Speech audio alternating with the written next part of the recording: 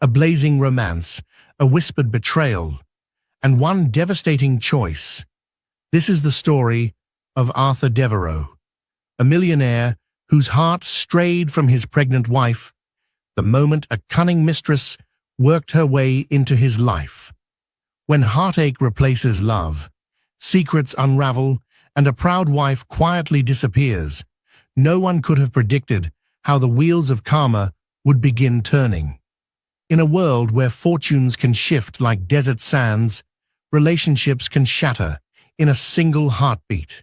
Prepare for a storm of intense emotions, jealousy, and spine-chilling regret.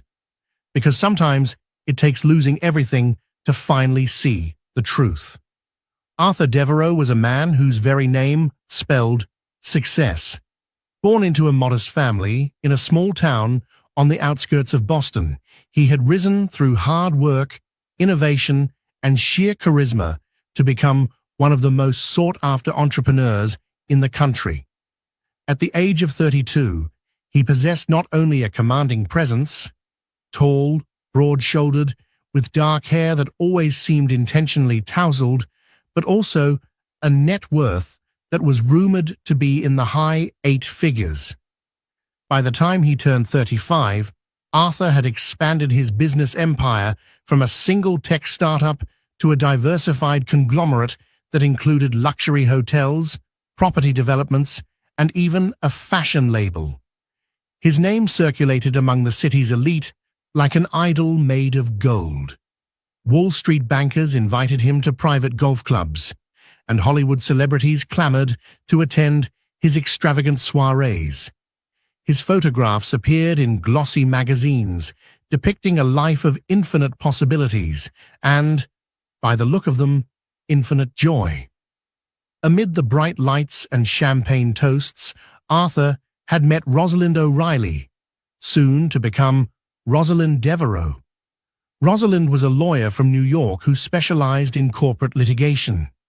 She had a quiet dignity about her, a poised intelligence that was more compelling than any brash display of confidence.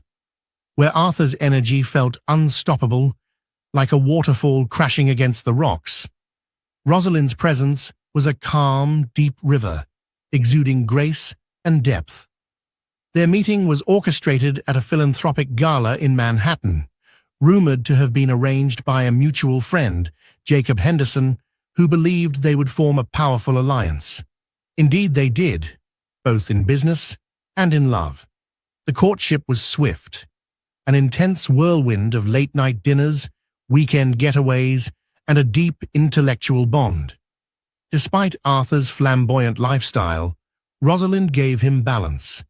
She was often the voice of reason when his impulsive decisions threatened to drive him off the rails. They married in a sprawling ceremony in Napa Valley, with white roses lining the pathways and a string quartet playing under a canopy of twinkling lights. Friends whispered that Arthur had finally found the love of his life. Guests teased that they had never seen him so smitten, so grounded, and so hopeful for a stable future. Life seemed perfect for the newlyweds, who established a home in a luxurious penthouse overlooking Central Park. They were the power couple, attending high-profile events, supporting charities, and making joint appearances in magazines. Photographers loved capturing Arthur's arm around Rosalind's waist, the two always looking elegantly in sync.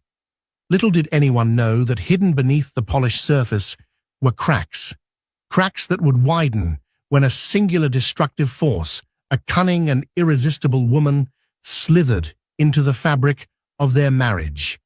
And like many cautionary tales, the seeds of tragedy were planted when everything appeared most idyllic. One brisk February evening, Arthur and Rosalind hosted an opulent gathering at their penthouse. The event was a launch party for a new initiative by the Devereux Foundation, a scholarship fund aimed at underprivileged students interested in technology. The atmosphere was sparkling with conversation and filled with the tinkling sound of crystal glasses. Jazz music drifted from the corner, where a live band performed classic standards. It was at this party that Cecilia Lancaster made her grand entrance. A tall, willowy brunette with high cheekbones and eyes that seemed to change color depending on the light, Cecilia was a rising figure in the world of interior design. She had an air of mystery around her, always dressed in the most fashionable attire, carrying herself as though the world was but a stage for her private performance. She introduced herself to Arthur with an enthusiastic handshake, something about wanting to discuss a potential collaboration for her design project in the new Devereux hotel chain. Her words dripped with praise for Arthur's visionary business sense, her tone hovering just on the edge of flirtation. Arthur, flattered by her attentiveness, spent longer than necessary talking about plans, expansions, and the nuances of his brand. Rosalind, ever the watchful spouse, sensed something unsettling in the exchange. She couldn't pinpoint the exact source of discomfort. Perhaps it was the way Cecilia's gaze lingered on Arthur as he spoke, or how her laughter chimed too readily at his jokes. Maybe it was simply that Rosalind sensed the faintest aura of rivalry emanating from this alluring woman. Whatever the reason, Rosalind felt an anxious knot form in her stomach, a warning that something might be amiss. Later that night, after the guests had departed and the staff had cleared the remnants of caviar and champagne, Rosalind confided in Arthur, "There's something about that designer, Cecilia, that makes me uneasy," she said gently, sipping a glass of water while looking out at the city lights. Arthur chuckled, pressing a quick kiss to his wife's temple. "Ros, you're just protective. It's sweet. But trust me, she's just another ambitious business contact. Besides," he added with a small grin, "no one could possibly compare to you." Relieved by his reassurance, Rosalind allowed herself to relax. She decided it was her overactive imagination, her own insecurities, creeping out in the face of so many wealthy, confident women swirling around her husband. Rosalind told herself that a strong marriage built on love and trust wouldn't buckle so easily to a passing storm. She had no idea that the storm was not passing, but gathering strength. Over the next few weeks, Arthur mentioned Cecilia Lancaster more often than Rosalind would have preferred. He marveled at Cecilia's bold design concepts, the way she could transform a dull office into a contemporary masterpiece. He described the synergy he felt with her while brainstorming creative expansions for the new Devereux Hotel in Miami. His words carried an enthusiasm that hinted at more than just professional admiration. Rosalind tried her best to stay calm.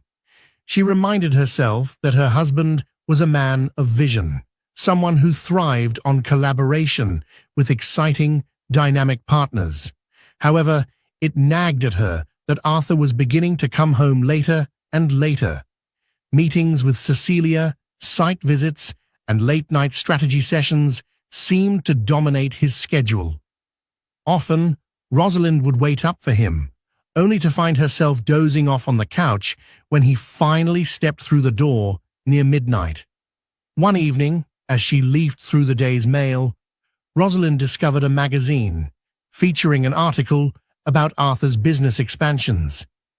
The spread contained photographs from the construction sites and interviews with key collaborators. Rosalind froze when she saw Cecilia, perched close to Arthur at one of the new hotels, both of them grinning broadly at the camera.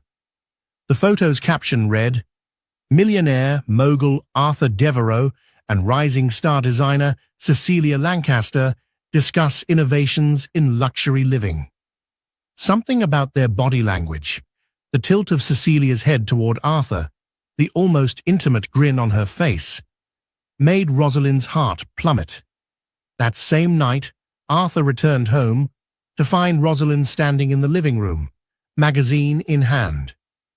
"This is just for publicity," he insisted, a note of impatience creeping into his voice. "You know how these journalists are. They pick the most dramatic photos." "Is there something you're not telling me?" Rosalind asked quietly, searching his eyes for some sign of guilt or reassurance. But Arthur, feeling cornered, became defensive. "Ros, I'm busy building an empire. Yes, I'm working closely with Cecilia. She's talented, but that's it. I'm not a child. I'm not being seduced by every woman who smiles at me." The sharpness of his tone stung Rosalind. In all their years together, including the courtship, she had rarely seen him speak with such irritation toward her. She swallowed her hurt, nodding. "I'm not accusing you," she said softly. I worry. We've always been honest with each other. I don't want to lose that." Arthur sighed and pulled her into a half-hearted embrace. "You won't lose anything," he mumbled. "Trust me, everything is fine." But deep down, Rosalind felt that a shift was underway. Arthur's lips told her one story, but his eyes told another. And she couldn't ignore the creeping dread that something precious was slipping through her fingers. Despite the emotional turbulence swirling between them, a ray of hopeful light appeared in Rosalind's life. She discovered she was pregnant. For a few blissful hours, she forgot all her doubts and the tension in her marriage. She ran to her doctor's office to confirm the results, her heart pounding with anticipation. The test was unequivocally positive. Rosalind's eyes filled with tears of joy. She had always wanted to be a mother. She planned an intimate announcement for Arthur. That evening, she set the dinner table with elegant care, lighting candles and placing a small, wrapped gift box at Arthur's place setting. When he walked in, distracted and exhausted from another long day, she beckoned him toward the table. He looked mildly surprised, but sat down. She handed him the gift box, her eyes shining. Arthur opened it to find a tiny pair of baby shoes and a note. "We're expecting. I hope you'll be with us on this new journey." For a moment, Arthur's face lit up with genuine happiness. He stood, gathered her into his arms, and pressed a long kiss to her forehead. "This is incredible news, Ros," he murmured. "We're going to have a baby. That's amazing." Tears of relief slipped down her cheeks.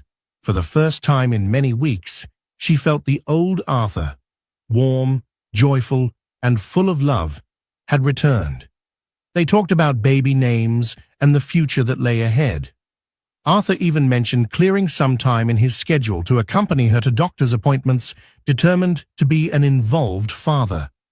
But as the days turned into weeks, that promise of involvement began to wither. While Arthur expressed genuine excitement about the child, his commitments at work seemed to multiply. He was forever traveling, meeting with investors, checking up on new projects in distant cities. And, inevitably, every mention of these trips also included Cecilia Lancaster. Rosalind tried not to let it unsettle her. After all, he had a business to run. But there was no denying that during a period when she needed him most, morning sickness, prenatal visits, emotional support, Arthur was too often absent. A pang of insecurity gnawed at her heart each time Arthur mentioned a late-night strategy session with Cecilia or a newly furnished suite she had designed in his Miami hotel. Rosalind, a sharp lawyer by profession, found herself floundering in an emotional labyrinth at home. She tried to rationalize it. Arthur loved her. He had shown so much excitement about the baby. There was no reason to suspect his affections might be waning. Yet the reality told a different story. Whenever he returned home from these trips, his mind seemed light years away. Sometimes he would barely acknowledge the house, let alone notice that his pregnant wife had spent hours preparing a meal or was struggling with back pain. As the second trimester of her pregnancy approached, Rosalind felt a wedge of distance expanding between them. Their conversations revolved around superficial updates or logistical concerns. The emotional closeness, the shared laughter, the gentle caresses, they were all diminishing like a fading echo. The moment that shattered Rosalind's illusions came on a sunny afternoon in late May. She was visiting Arthur's office to drop off some documents relating to a legal case he was overseeing for one of his subsidiaries. She had tried calling him earlier, but he hadn't picked up. Thinking it might be a welcome surprise, she decided to show up unannounced. As she stepped into his opulent office suite, a lavish space with floor-to-ceiling windows overlooking the city, she noticed the door to Arthur's private conference room was slightly ajar. She heard voices. One belonged to her husband, the other to Cecilia Lancaster. They were talking in hushed tones, but the words were clear enough. "Why are you so distant today?" Cecilia murmured. "Don't you want me here?" Arthur's response was muffled. "Cecilia, I'm juggling a lot. Rosalind's pregnant, and I can't just... She's my wife. It's complicated. But you and I both know she doesn't stimulate you like I do," Cecilia pressed, her tone possessive and almost triumphant. "You keep saying you'll handle it, that you'll figure out a way. Are you stalling, or do you really want me in your life?" Rosalind's grip on the documents trembled. Her mind raced, unwilling to fully register what her ears were hearing. She had suspected something was wrong, but to have the ugly truth laid bare so brazenly felt like a punch to the gut. Tears sprang to her eyes as she heard her husband's deep sigh. "I just need more time," Arthur said, voice low. "She's pregnant, Cecilia. I can't leave her now. It would ruin my reputation and complicate everything." Cecilia's response dripped with sarcasm. "So your reputation matters more than your happiness? Don't forget, I'm risking a lot being involved with you. I expect you to hold up your end of whatever it is we're doing." Rosalind couldn't bear to hear another word. Clutching the documents to her chest, she hurried out of the office, tears streaming down her face. She felt physically ill, the emotional betrayal compounding the turbulent hormones of her pregnancy. She managed to hail a taxi and sobbed the entire ride home, her mind reeling. In one instant, all her hopes had been dashed. Arthur had not only betrayed her love, but had been stringing her along with half-truths. While she daydreamed of a joyful future with their child, he had been forging a different path with Cecilia. It was more than heartbreak. It was devastation. By the time she reached the penthouse, her shock had morphed into a numbing despair that spread through her entire being. That evening, Rosalind did not confront Arthur.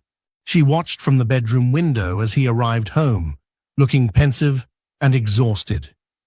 He barely came inside before removing his tie and disappearing into his home office. Perhaps he thought she had left the office before overhearing anything. Perhaps he was so consumed by guilt he couldn't face her. Whatever the reason, Rosalind felt like she was living with a stranger. Unable to keep her turmoil bottled up, Rosalind confided in her closest friend, Juliana Park. A fellow lawyer who worked at another prestigious firm, Juliana had known Rosalind since law school.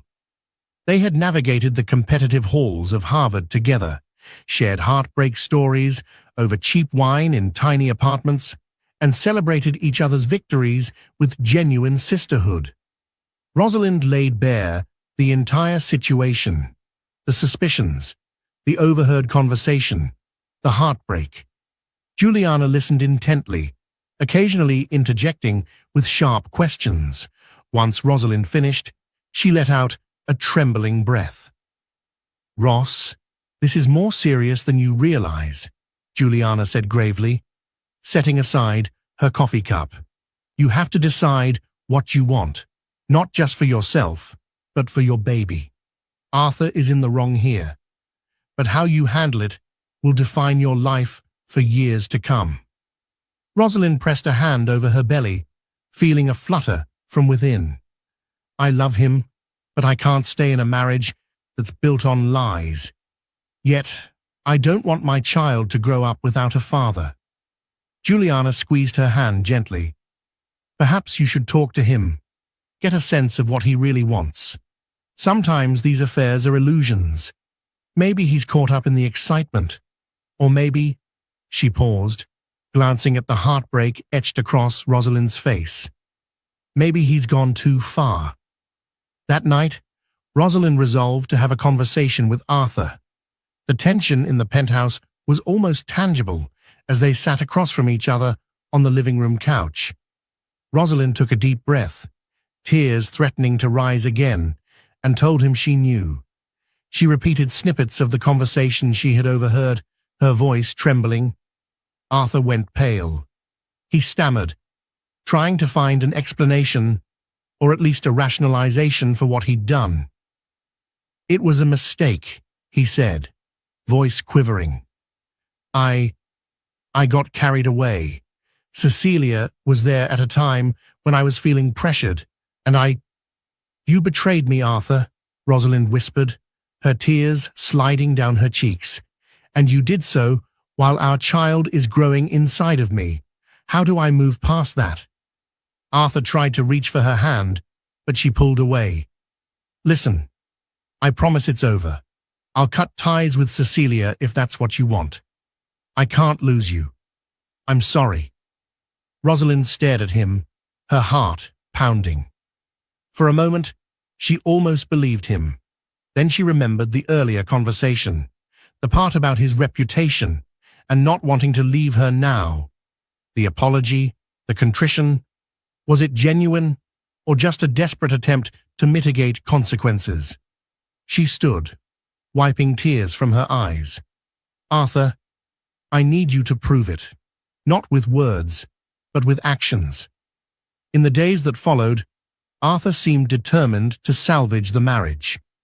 He started coming home early, taking Rosalind to doctor's appointments, and even set up a nursery in one of the penthouse's spare rooms.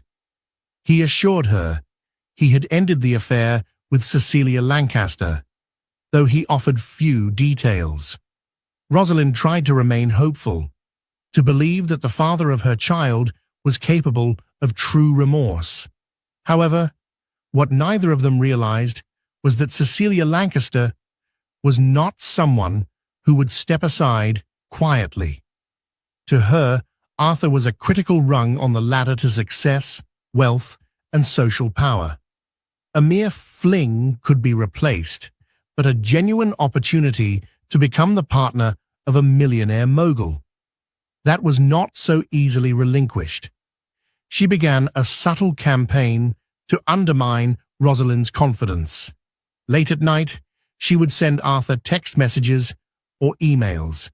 If he didn't respond, she would escalate, calling his office repeatedly until he caved. Arthur, knowing it was a risk, tried to maintain distance, but sometimes he would answer her out of guilt or fear that she might do something drastic. Rosalind, wary of her husband's phone, ever since discovering the affair, occasionally glanced at it. She wasn't proud of herself, but her trust had been shattered. One day, she found an email from Cecilia that sent her trembling with fresh anger. It read, "You can't just cast me aside, Arthur. I know too much. Our arrangement was never meant to end this way. If you think your wife is going to accept you after she learns the real reason we started this relationship, you're naive." The real reason, Rosalind muttered to herself, her heart pounding. She confronted Arthur that evening, waving the email in his face. What is she talking about? Is there more to this than a fling? Arthur turned ashen, but he insisted it meant nothing. She's just lashing out, because I ended it. Don't believe a word she says, but the doubt gnawed at Rosalind's already fragile sense of stability. She wondered if Cecilia Lancaster had more power over Arthur than he was willing to admit. Her nightmares returned, images of Arthur being lost forever to a woman who was cunning enough to manipulate him at his weakest moments. Stress took its toll on Rosalind's pregnancy. She began experiencing early contractions and alarming spikes in her blood pressure. Her doctor warned her sternly to avoid emotional distress, emphasizing that too much strain could endanger both her life and that of her unborn child. Despite these warnings, she found herself enveloped by anxiety. Arthur, though remorseful, seemed unable to break the hold Cecilia had on him completely. Business deals that once flourished started encountering snags, and he blamed everything from the economy to incompetent partners, never quite acknowledging that his personal turmoil might be affecting his decision-making. During one of these stressful weeks, Arthur received a cryptic phone call from Cecilia. She demanded to meet him in person at a small cafe near her design studio. Against his better judgment, Arthur agreed, hoping to finally put an end to her harassment. As they sat across from each other, Cecilia wore a triumphant smirk. "I know you told Rosalind," she said, sipping her latte. "But did you tell her everything, Arthur? Did you mention that at the start you pursued me to help you land the new luxury contracts in Paris and Singapore? That you dangled the prospect of an official partnership to keep me close?" Arthur's face darkened. "That's not how it went," he hissed. "We had mutual interests, yes, but you were the one who seduced me." She leaned forward. "We can spin this however we want, but we both know the facts. And if your sweet wife discovers every detail, including how you insulted her behind her back, well, let's just say your reputation won't be the only thing destroyed." Arthur felt a cold sweat break out on his forehead. Cecilia was holding him hostage with threats of exposure. If the press found out the full scope of their entanglement, it could jeopardize not only his marriage, but also his standing in the business world. The Devereux empire was built on prestige and carefully cultivated public opinion. He left the cafe feeling a pit of dread in his stomach. Little did he know that Rosalind, advised by Juliana Park, had hired a private investigator to gather the truth about Cecilia's background. Rosalind was tired of living in half-truths. If Arthur wouldn't tell her everything, she would find it out herself. The investigator, a methodical man named Brandon Caldwell, assembled a file that was as disturbing as it was enlightening. Cecilia Lancaster had a history of latching onto wealthy men, courting them with her refined charm and artistic flair. Some of those men had gone bankrupt. Others had parted with large sums of money to keep her silent about various improprieties. She also had a habit of manipulating their personal relationships, sometimes resulting in messy divorces. In short, she was a professional at driving men away from their families and into her calculating arms. When Brandon presented the file to Rosalind, she felt her blood turn cold. She saw evidence of Cecilia's pattern, old text messages, scandalous photographs, NDAs signed by previous victims. Rosalind's heart ached as she recalled the early days of her own relationship with Arthur. She had believed herself secure, special, so sure that their love was unwavering. Now, confronted by the grim reality that her husband was just another rung on Cecilia's ladder, she felt both betrayed and oddly relieved. At least the confusion was gone. The truth was laid bare. Armed with this information, Rosalind confronted Arthur directly. She handed him the file and stood back, watching his expression as he flipped through the pages. The color drained from his face. "I didn't know the full extent of this," he whispered, eyes darting over the damning evidence. "I knew she had a certain ambition, but this? Rosalind folded her arms over her chest, feeling both anger and heartbreak. Now you see who you risked our marriage for? This is the woman you let come between us, while I'm pregnant with your child. Arthur sank into a chair, burying his face in his hands. He muttered apologies, expressing horror at how easily he'd been manipulated. For a moment, Rosalind felt a spark of pity for him, but she also recognized that his choices, his hubris, had paved the way for all of this. "I don't know if I can forgive you," she said quietly. "Trust is like glass, Arthur. You shattered it." In the final month of her pregnancy, Rosalind found it increasingly difficult to navigate the emotional landmines at home. Arthur alternated between remorse and frustration, sometimes lashing out in anger at her for snooping or hiring a private investigator, though deep down he understood why she had done it. Cecilia's threats continued, and the stress hung in the air like a poisonous fog. One evening, as Rosalind reclined on the couch, her feet swollen from the day and her nerves shot, Arthur walked in, phone clutched in his hand. His face was contorted in anger.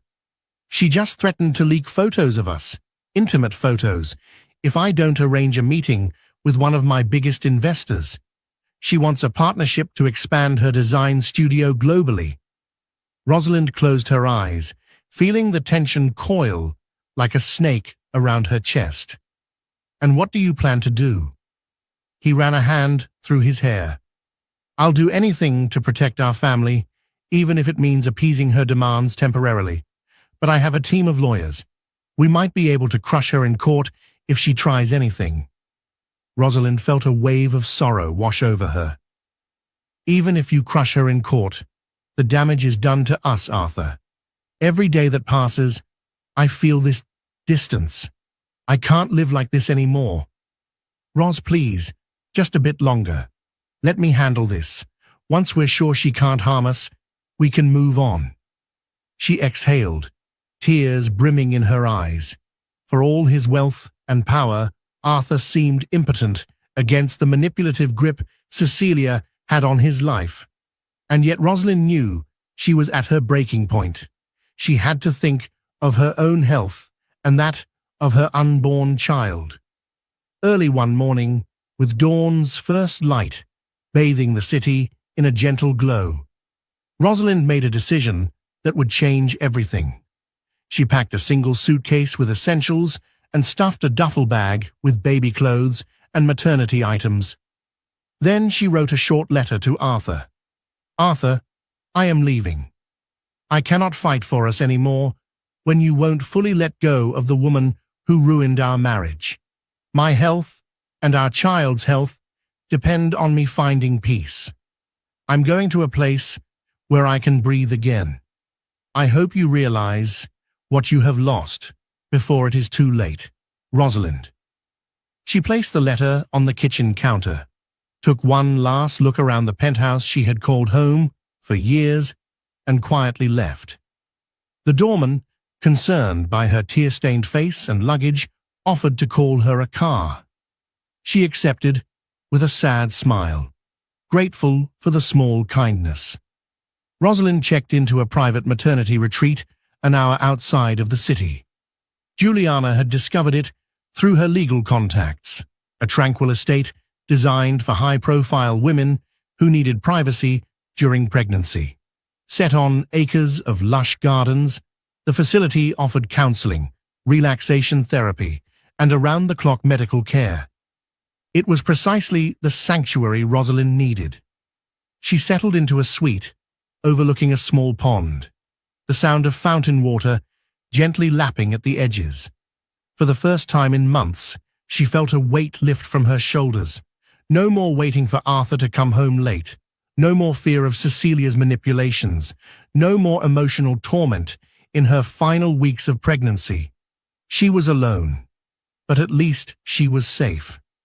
When Arthur discovered Rosalind's letter, he felt as though the ground had vanished beneath his feet. He tore through the penthouse, calling her name, checking every room. Realizing she was truly gone, he felt a stab of panic so intense it nearly took his breath away. She had left without a fight, without the dramatic confrontation he had expected.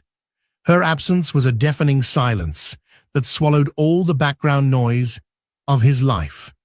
He tried calling her phone, but it went straight to voicemail.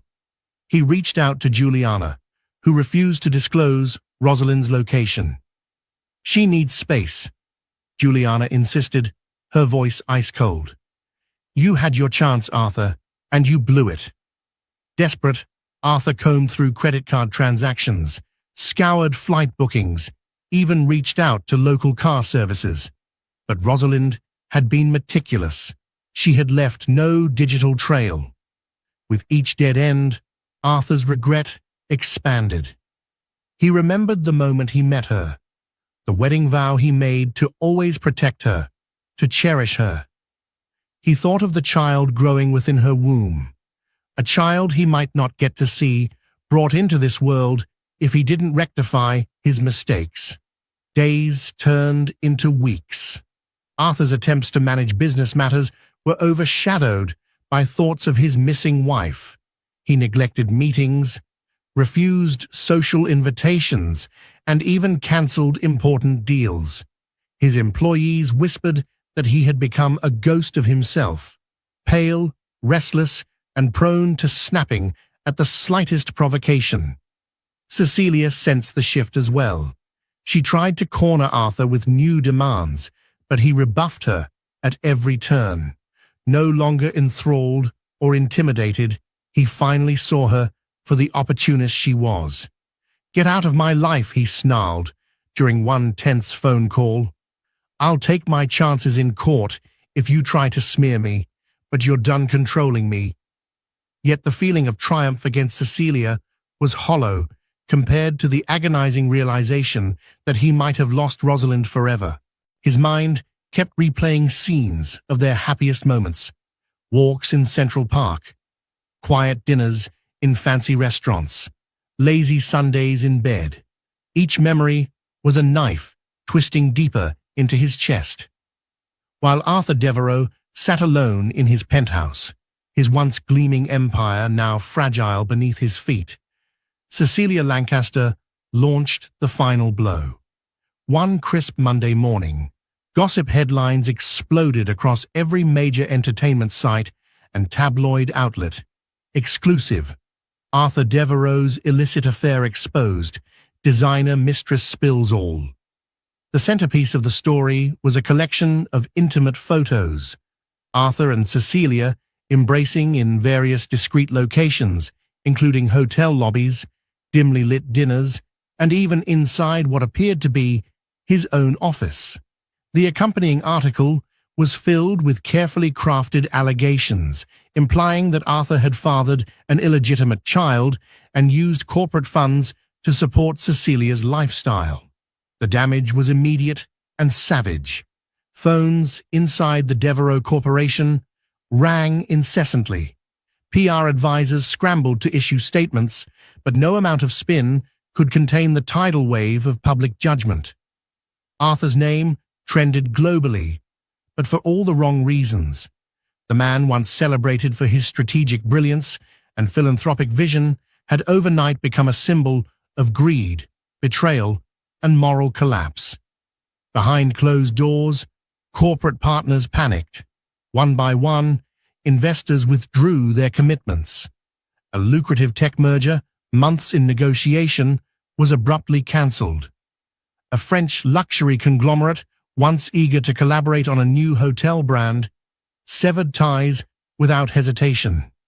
Arthur's inbox flooded with cold, legalese-laden notices, cancellations, contract terminations, withdrawal clauses.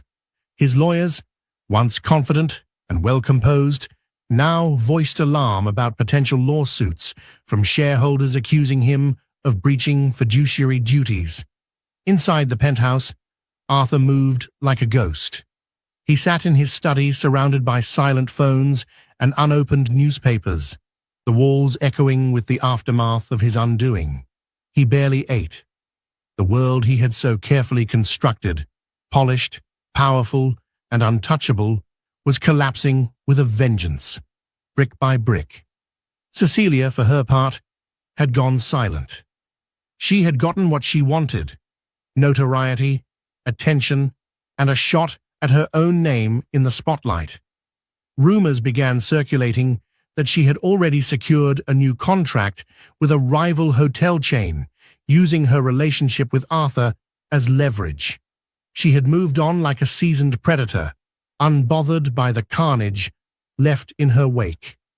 Meanwhile, miles away, in the calm sanctuary of the maternity retreat, Rosalind watched it all unfold from a quiet television in the lounge. The other women there, many high-profile in their own right, cast sympathetic glances, some whispering in hushed tones, but no one dared approach her directly. Her last name said enough. Sitting alone, her hands resting protectively over her rounded belly, Rosalind stared at the screen with a strange mixture of sorrow and satisfaction. Watching Arthur's downfall didn't fill her with joy, but there was a brutal sense of justice in it. The man who had humiliated her, lied to her, neglected her during the most vulnerable time of her life, was now being laid bare before the world. He was paying a price not just in reputation and wealth, but in soul-crushing isolation. Still, it hurt.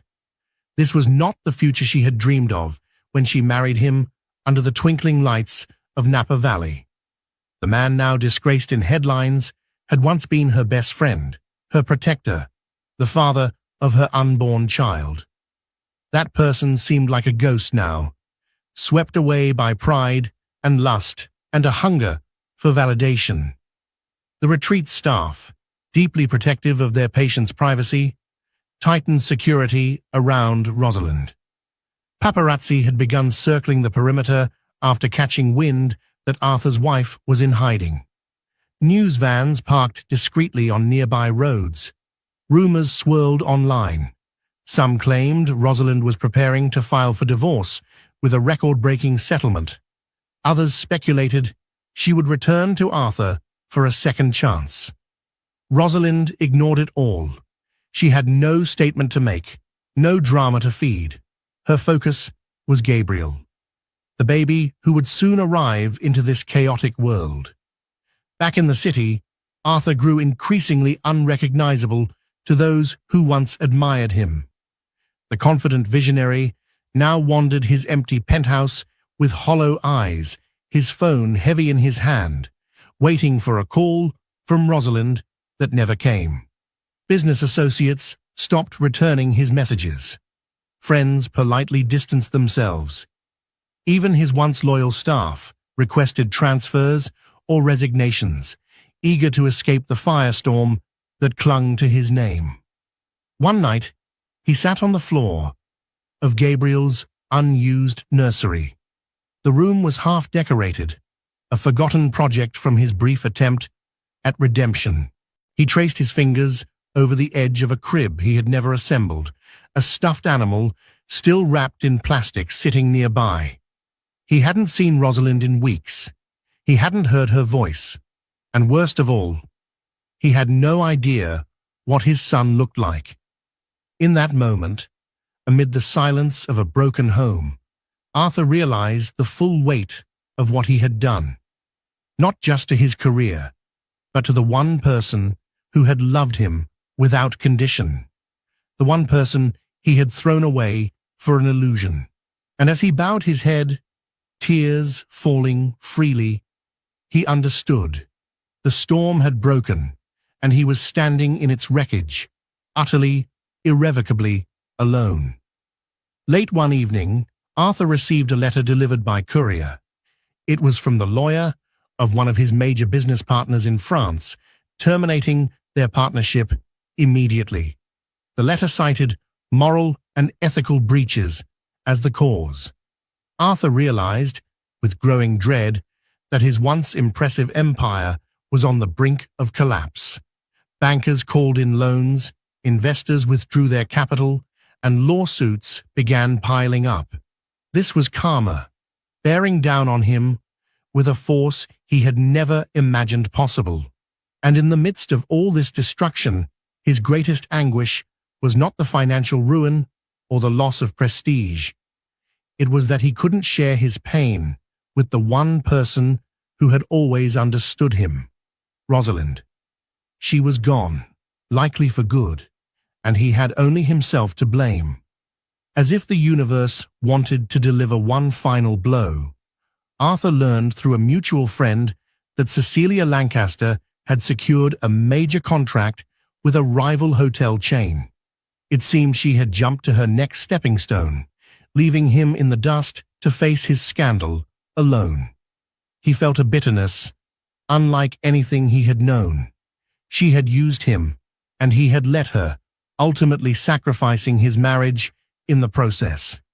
Desperate for some form of redemption, Arthur poured money into philanthropic causes, hoping to show the public he still cared about doing good. But cynics labeled it a PR stunt. In private, he donated heavily to women's shelters and crisis lines, haunted by the thought of Rosalind feeling unsafe and unprotected. None of it filled the gaping void left by her absence. Time marched on. Rosalind's due date approached, and the maternity retreat's doctors prepared for the arrival of her baby. Juliana visited her often, bringing cheerful flowers and small gifts. Despite the heartbreak, Rosalind found a gentle calm in the final days of her pregnancy. She felt her baby moving inside her, a reminder that new life was about to begin, regardless of the chaos swirling in the outside world. Labor pains struck late one night. Nurses rushed to her side, administering pain relief and guiding her through each contraction. Juliana held her hand, whispering words of encouragement. Hours later, as the sun began to rise, Rosalind gave birth to a baby boy. Tears of joy and relief coursed down her face.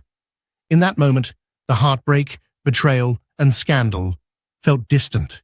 All that mattered was the soft cry of her newborn child, the miracle in her arms. For days, she stayed in the quiet sanctuary of her private suite, bonding with her son. She named him Gabriel, symbolizing hope and a new chapter. She sent a brief note to her parents, sharing the news of Gabriel's safe arrival and requesting privacy. But she did not contact Arthur. She wasn't sure she wanted him to be a part of this new life, at least not yet. Word eventually reached Arthur that Rosalind had given birth. A mutual acquaintance had spotted Juliana purchasing baby items, and after some cajoling, discovered the child had arrived. Arthur nearly collapsed from the emotional weight of it. His child was here, his flesh and blood, and he didn't even know his son's name.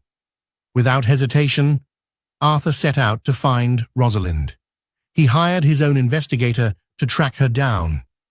After some discreet digging, he finally learned about the maternity retreat. Armed with the information, he drove there himself, heart pounding at the thought of seeing Rosalind and their baby. When he arrived, the receptionist hesitated to let him in. "We have strict privacy rules, Mr. Devereux," she said, eyeing him warily. "We can't allow visitors without the patient's consent." Desperate, Arthur said, "Please, just tell her I'm here. If she wants me gone, I'll leave." The receptionist relented, making a quick phone call. After a tense few minutes, she returned and nodded curtly. "She'll see you." Arthur walked down the hallway, hands trembling. He found Rosalind sitting on a white wicker chair in a small courtyard, cradling a tiny bundle in her arms. He approached slowly, tears already pricking his eyes at the sight of his wife and child. Rosalind regarded him with a mixture of sadness and caution. He stopped a few feet away, unable to find the right words. Finally, he managed a quiet greeting. "Rosalind." She didn't speak immediately, but her lips quivered as she looked at him. Then she murmured, "His name is Gabriel. I named him without you because I wasn't sure if you'd ever be part of his life." Arthur swallowed a lump in his throat. He's beautiful," he said, gazing at the baby's soft cheeks. "Just like his mother." Rosalind looked away, tears threatening to fall. "Why are you here, Arthur? Is this another one of your misguided attempts to fix something that can't be repaired?" He stepped closer. "I came because I'm sorry, because I lost everything, and I realize, belatedly, that none of it mattered compared to you and our child." She let out a shaky breath. "I've heard your apologies before. I need more than words now." Arthur sank to his knees beside her, careful not to disturb the baby. "I've ended all ties with Cecilia. My business is in shambles. My reputation is ruined. And you know what? I don't care about any of it if it means there's even the slightest chance to earn your forgiveness and be a father to Gabriel." Rosalind locked eyes with him. In that moment, she saw a broken man, humbled by his mistakes. Yet, the wounds he had inflicted on her heart were not so easily healed. She pressed her lips together, tears finally spilling. "I don't know if I can trust you again, Arthur. Not after all the lies, all the betrayal." He nodded, voice cracking with emotion. "I understand, but I'm willing to do whatever it takes. I don't expect you to forgive me overnight, or at all. I just need you to know that I love you, and I want to be there for our son." Over the next few days, Arthur visited the retreat daily. Sometimes, Rosalind allowed him to spend time with Gabriel, holding him tenderly, rocking him to sleep. Each time, Arthur was overwhelmed by the tiny human in his arms, a tangible reminder of what truly mattered. He found himself reading parenting books late into the night, calling old associates to gather resources for the child's future, and even considering stepping away from certain business ventures to be more present. Rosalind remained cautious. She was wary of believing in Arthur too quickly, fearful of another heartbreak. Yet, she could not deny the earnestness in his eyes, the shift in his priorities, and the humility he displayed when approaching her. The memory of him ignoring her, overshadowed by the siren call of a mistress, still haunted her. But she also saw a man who had finally confronted his demons. The staff at the retreat, seeing Rosalind's resilience, prepared for her discharge. She had nearly recovered from childbirth and was healthy enough to return to normal life, if such a thing still existed for her. She felt torn about where to go. Returning to the penthouse felt impossible, yet she also couldn't raise Gabriel in a bubble, hidden from the world. One afternoon, Arthur suggested a plan. "Let me get us a small house, in a quiet neighborhood, not the penthouse, not some estate that will attract the media, just a home where we can try to heal, one day at a time." Rosalind studied his face.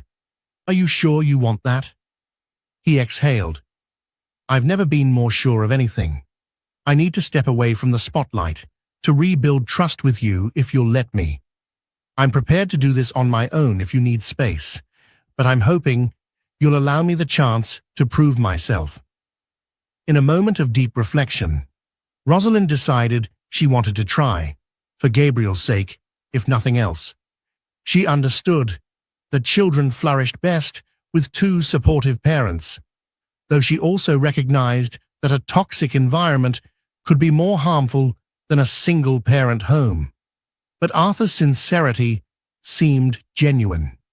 They found a secluded property in upstate New York, far from the city's prying eyes. The house was modest by Millionaire standards, a cozy two-story cottage with a large backyard, perfect for a child to grow up exploring. Arthur hired minimal staff to avoid forming a fortress of luxury around Rosalind. He wanted her to feel safe, not suffocated.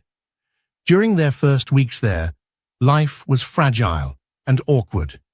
They existed in a delicate dance around each other, never quite sure if the marriage could be resurrected. Arthur took on chores he had never done before. Washing dishes, cleaning, even tending to the garden. It was his way of showing Rosalind he was serious about changing.